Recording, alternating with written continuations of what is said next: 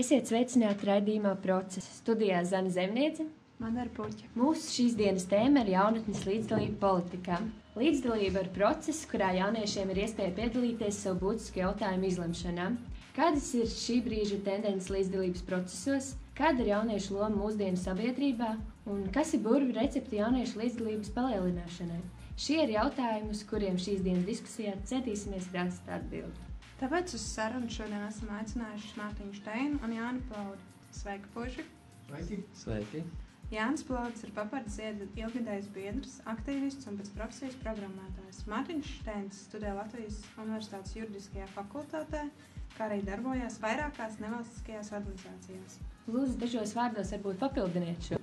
Jā, es esmu Mārtiņš, kā jūs minējāt. Es darbojos Latvijas Pilsoniskajā aliansē kā informācijas koordinators. Man pašam ir biedrība Nītaurē, kuras dzīvoju pirms tam. Vēl joprojām dzīvoju. Un tieši jauniešu organizācija, Nītauras jauniešu NVO Nītaureņi.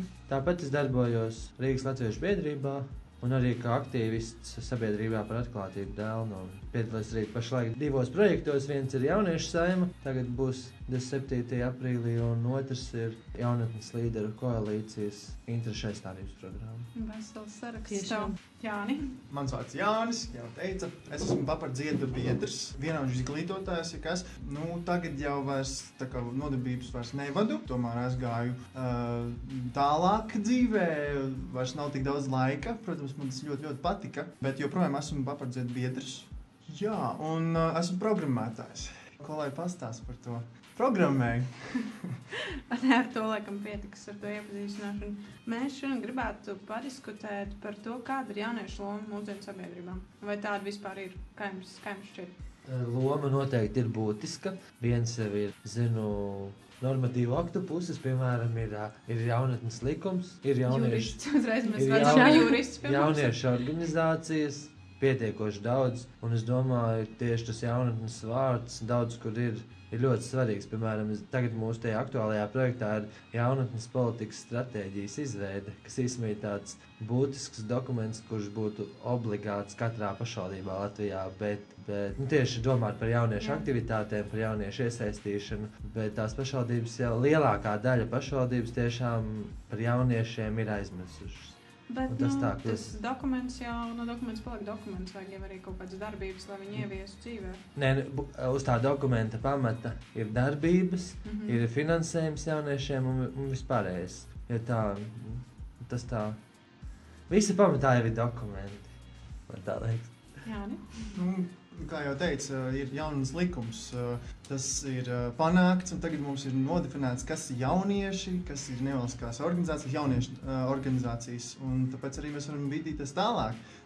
Mēs tagad skaidri zinām, šādas organizācijas ir, un tagad mums viņām ir kaut kāds finansējums jāpabalsta arī. Nevis tikai ir kaut kādas lielās organizācijas, kurām saprotams, ko viņas dara, bet bieži vien nenovērtē varbūt tās, ka jaunieši kaut ko dara. Tātad tur ir arī definēts par brīvprātīgo darbu, neformālu izglītību. Kad nav tā, ka cilvēki vienkārši aiziet, tur pavada nodarbības vai ne.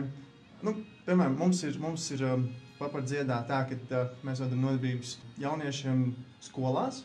Mēs paši, tā teikt, to darām stundu laikā.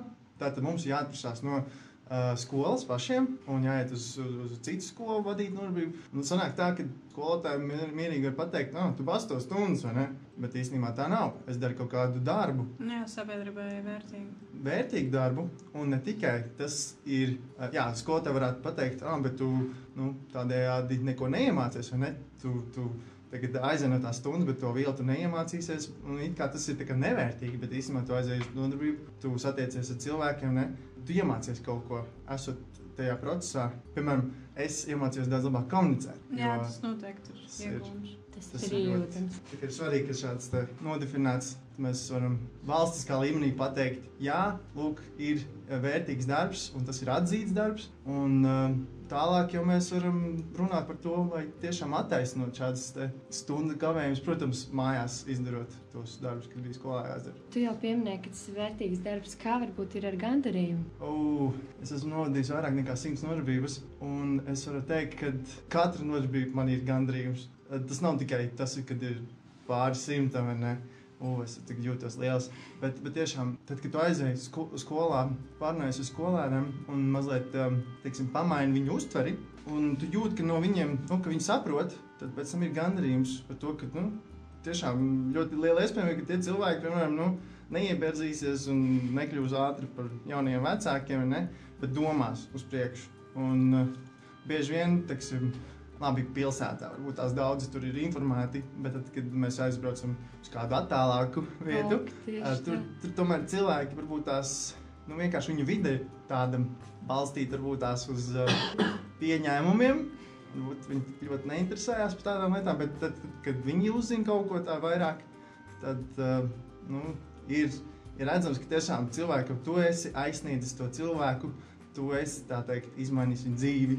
Mārtiņ, kā tev ir gandarījums sajūta? Tu darbojies veselā rindā ar biedrībām un organizācijām. Īsmā tas gandarījums ir arī no tiem jauniešiem, iegūtās tās emocijas. Mēs ar Madaru arī pagājušo vasaru bijām nometnē vienā un tieši jā, tas ir ar mani. Jā, un tieši esot starp jauniešiem, brīžiem ir tādas idejas, tāda pieredze, iedvesma tiešām. Kādās tik apmaiņas programmās nav tur bijuši jaunieši un kādus tik projektus nav organizējuši. Un mans tas redzesloks jau ir mans novads, labi, mans reģions, bet es jau neesmu bijis uz kaut kādiem citiem attālākiem novadiem. Un tā pieredze, un īsmā es esmu arī daudz ko izmantojis no citiem, tieši arī gan sadarbības ziņā, gan ideju ziņā kaut ko organizēt tādā veidā. Un tas arī ir par pamatu, tas gandarījums, tie kontakti, tā pieredze, un tas viss arī tagadējiem darbam. Tiešām tā sadarbība ar vairākiem jauniešiem no vasaras nometnēm turpinās joprojām. Es tagad klausos tevi un domāju par to, ko Jānis teica par to komunikācijas prasmēm. Tas noteikti arī ir nācis klāt, vai ne? Darbojoties ļoti daudz kur. Protams, tas ir tiešām tā sarunāties un arī, kontakti jau arī rodas un kaut kādās prezentācijās vai kaut kur jādalās jauniešu pieredzi, tev ir vieglāk zināt to cilvēku vai kaut kā tam vajadzīgi. Runāt jau nebaidos laikam vairāk. Tas ir vērtīgi, jā.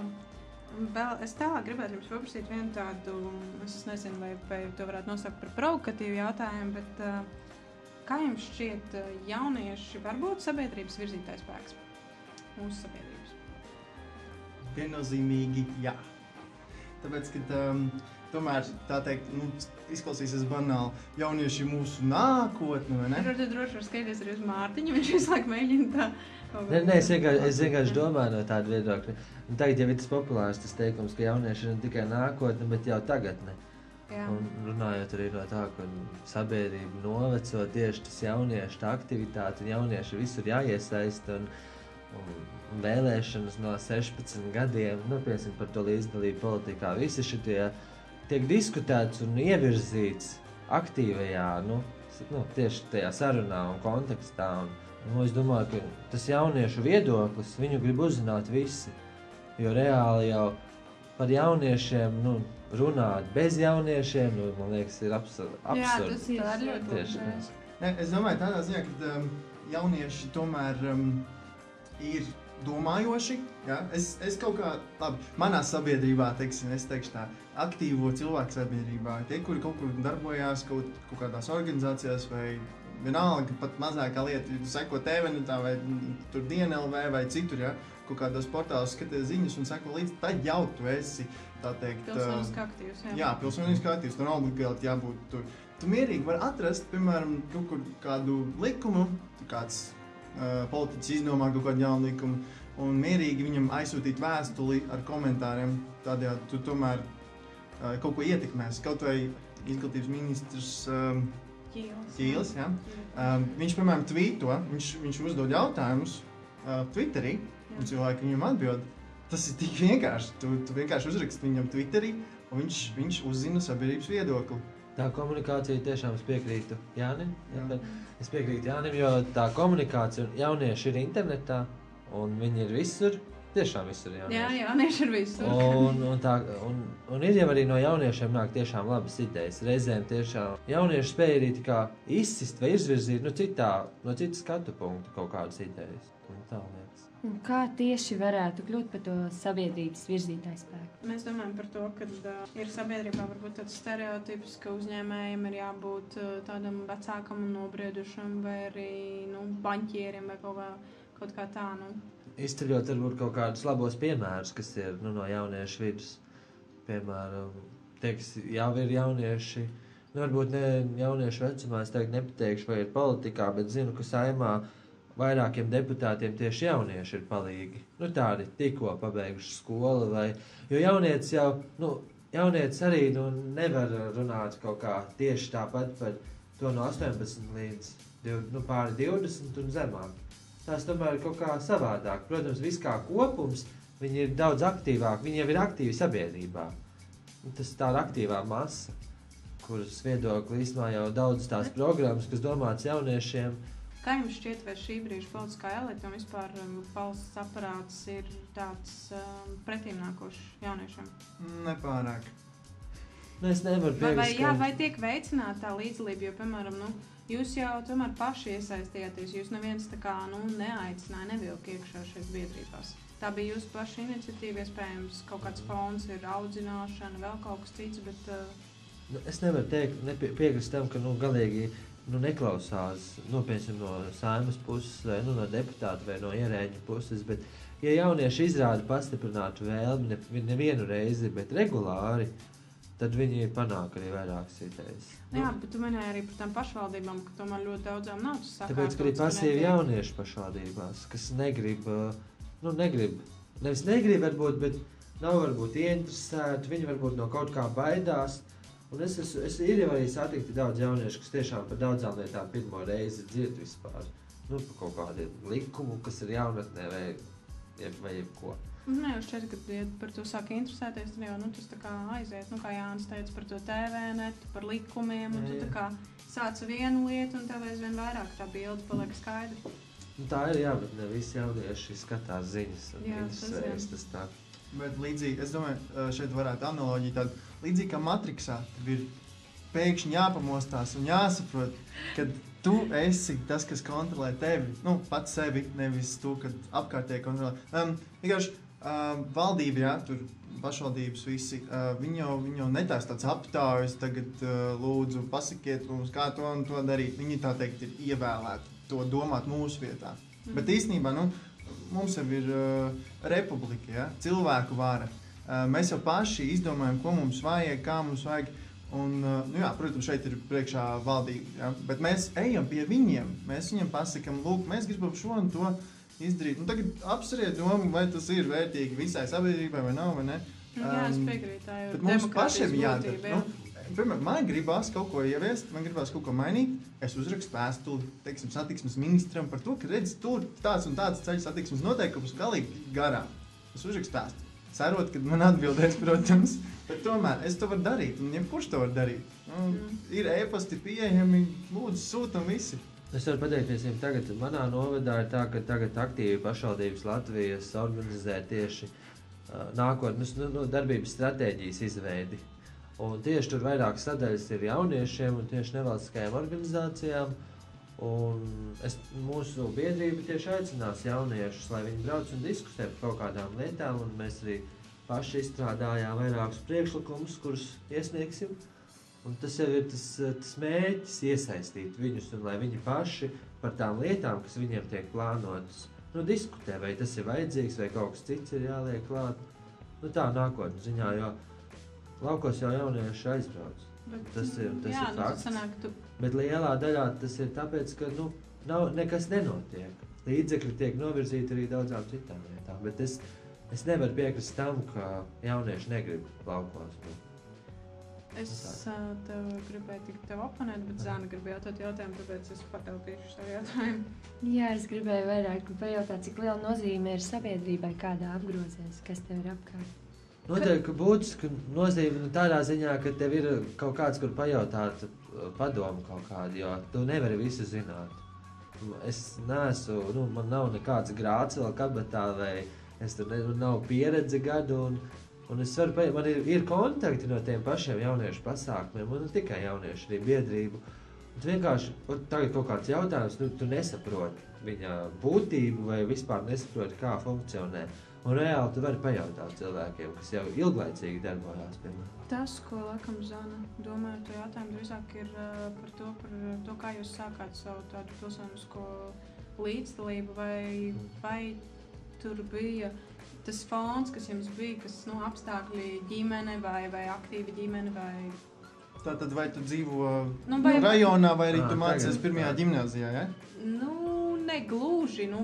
Vai jūs tā kā paši vienu dienu piecēlāties un izdomājat, es būšu papardziedā, es būšu tur pats Jā, vai apkārtēji kāds varbūt mudināja, aicināja, vai kāds jau no draugiem to darīja? Mēģinam saprast, vai vidē ir tāda nozīme. Nē, vidē ir ļoti liela nozīme, jo attiecīgi, ja tev nekas nenotiek, ir vietas, kur tiešām nekas nenotiek, un reāli tie ir rutīnā, tu aizēji, piemēram, uz skolu atpakaļ, un tev nav nekas interesants, tev nekas nespēja iesaistīt. Tu aizēji mājā, ieeji draugos, nav manos draugos, un tā izēj ārā.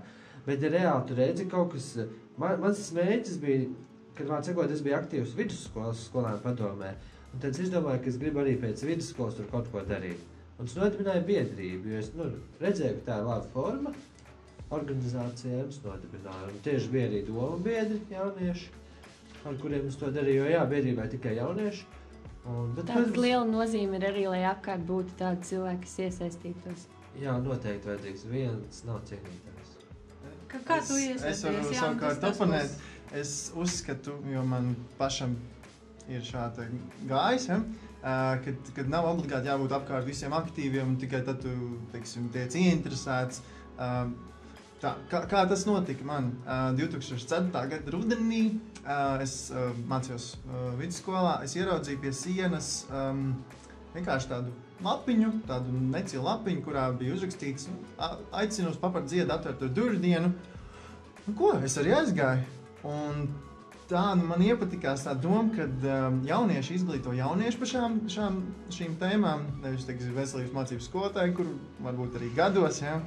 Un tad, protams, jaunieši var daudz vieglāk komunicēt ar to pasniedzēju. Lai nu kā, man tas ieinteresēja tikai tāpēc, ka tas bija interesanti, un es to gribēju darīt, es gribēju vadīt nodarbības. Un es nebiju nekādīgi aktīvs pirms tam. Pirms tam es,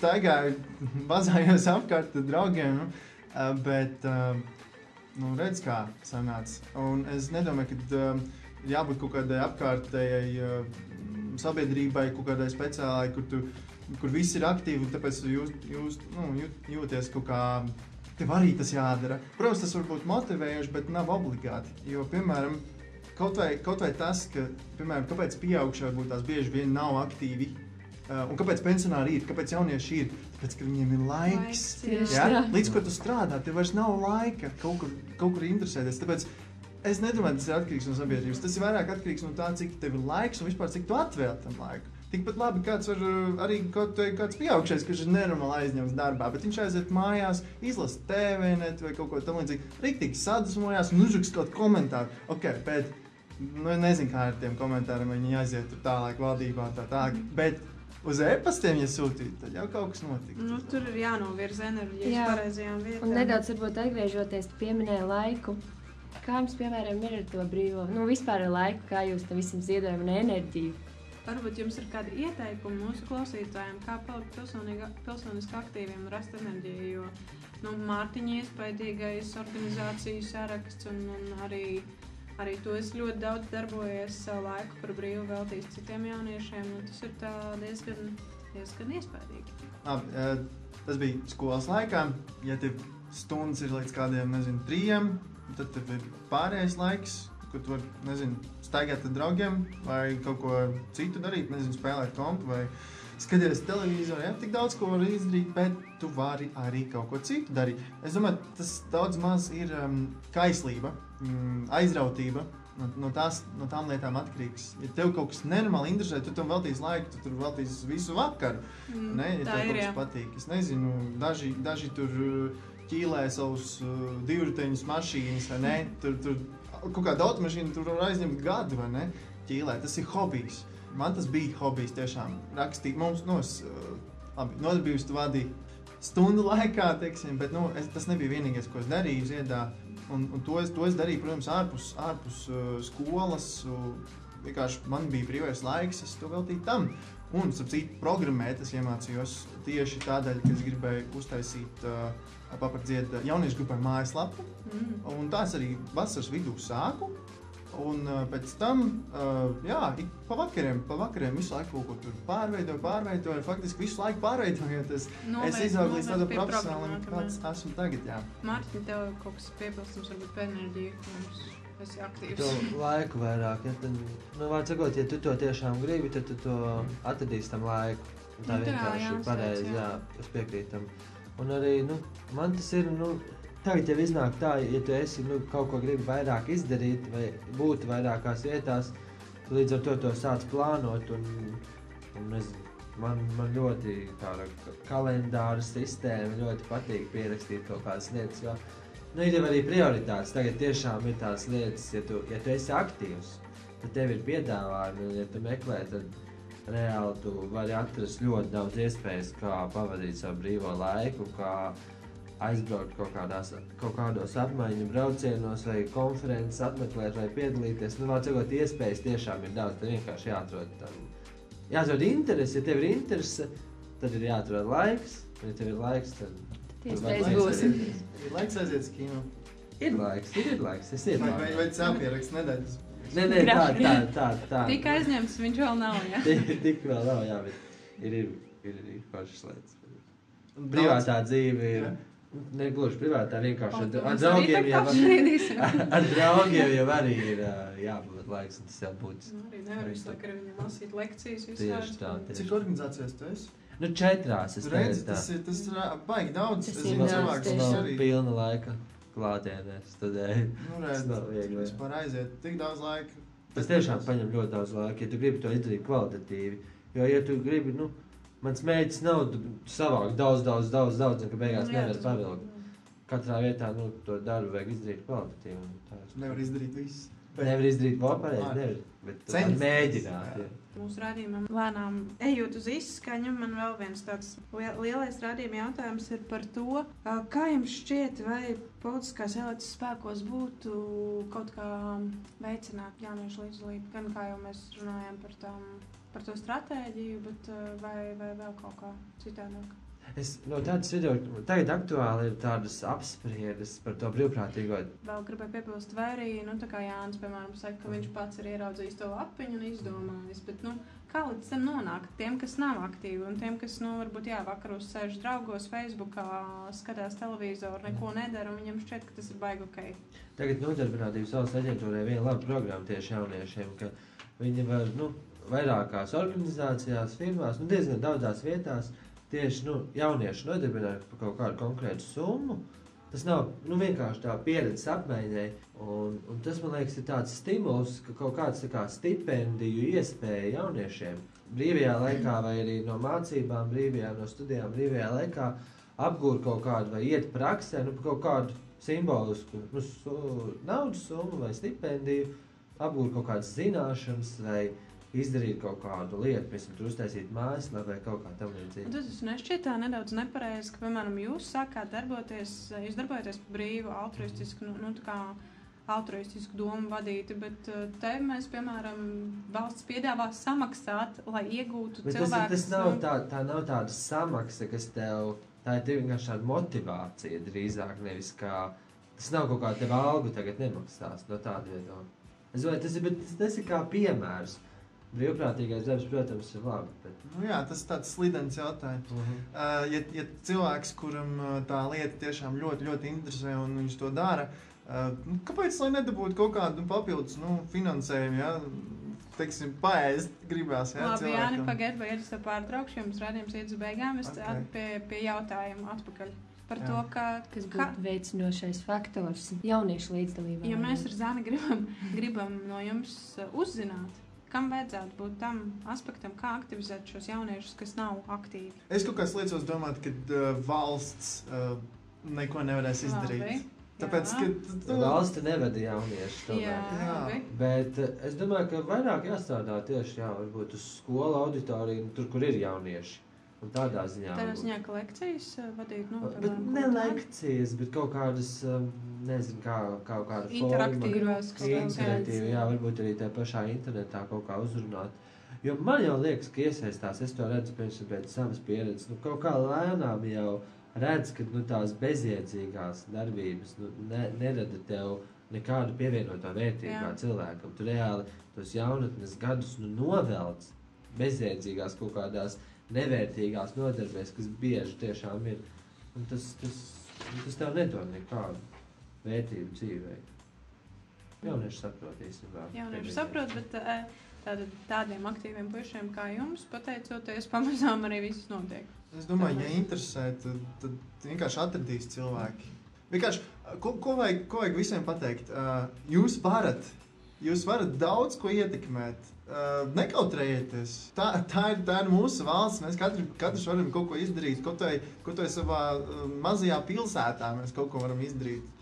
Viss ir mūsu rokās. Un es nezinu, vai kaut kā speciāla valsts mūs varētu tagad uztaisīt kaut kādu programmu.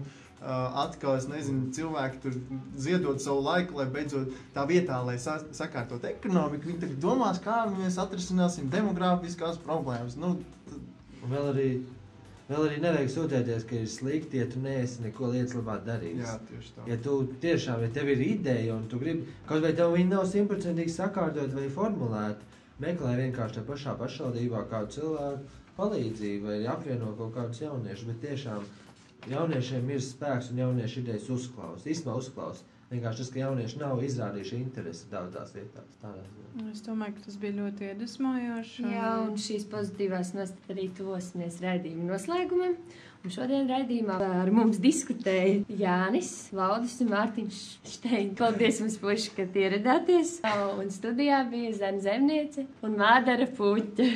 Paldies, vislabāk! Vislabāk!